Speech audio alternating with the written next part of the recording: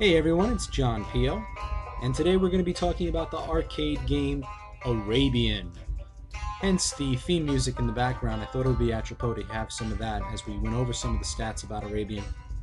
Now, it was released in 1983 by a company called Sunsoft Electronics, and it was distributed in the United States by Atari. And at this time, Atari was very well known for producing some beautiful cabinets with some amazing artwork. Now, if you were lucky enough to be in an arcade and you found an Atari game that wasn't sandwiched between two other arcade machines, you got a chance to see some of the beautiful artwork they put on their cabinets. Now, Sunsoft then decided to port over Arabian to the Famicom system and call it Super Arabian. It's very similar to the arcade game. But then a year after that, in 1984, Interceptor Software released a version for the Commodore 64 and the ZX Spectrum home computers, and they called it Tales of the Arabian Nights.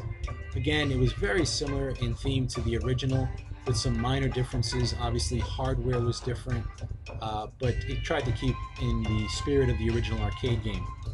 Sunsoft eventually released a memorial CD of some of their older classic games on the PlayStation 2, and one of the discs was a version that contained Super Arabian. So you can actually play this on a modern system by 2001.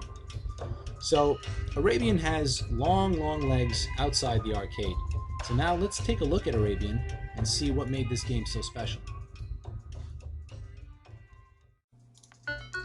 And as we turn to Chapter 1 of the story of Arabian, Sherazade herself would be proud of this game.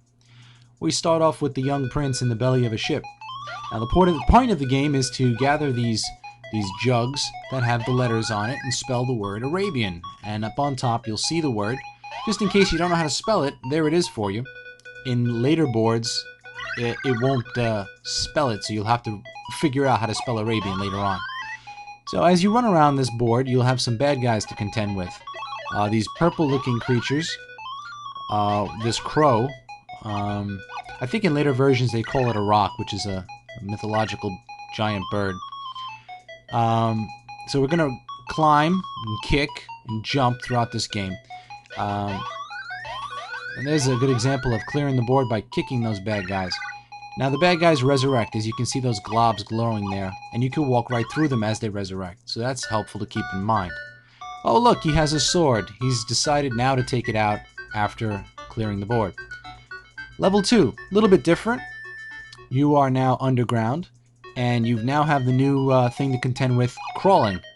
Now, here's a case where you'd have to crawl underneath that, but keep in mind, as you crawl, you're a lot slower than when you walk, and the creatures have a leg up on you. So there's lots of vines here that we can climb, and climb across we do. Now, you notice that climbing action, that's something pretty amazing. We've got climbing, we've got jumping, we've got crawling. It's very unusual to see a game this early have all these aspects of movement.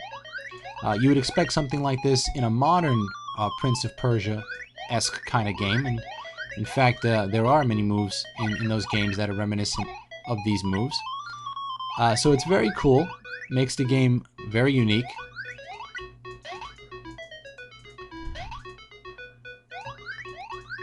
So as you can see, we're almost there.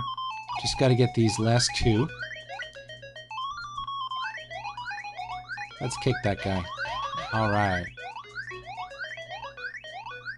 Now you can also jump across flat screens, which is a little faster than running. Another little tip you could use. Now we're going to go to level 3. Level 3 is more like a platform game, and you'll see why.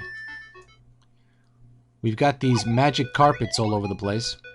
We're still trying to spell the word Arabian, and the timing is really important here, because you can get hung up on a magic carpet and they will push you off. Now, if you fall, you're not going to die, but if you're at the edge of the screen and a magic carpet is coming at you and crushes you against the side of the screen, you will lose a life then. So you don't want to do that. Now you can duck under those carpets to stay put, otherwise it would have pushed you off the platform. Like that. Now I am terrible at this level. I have a hard time with the jumps.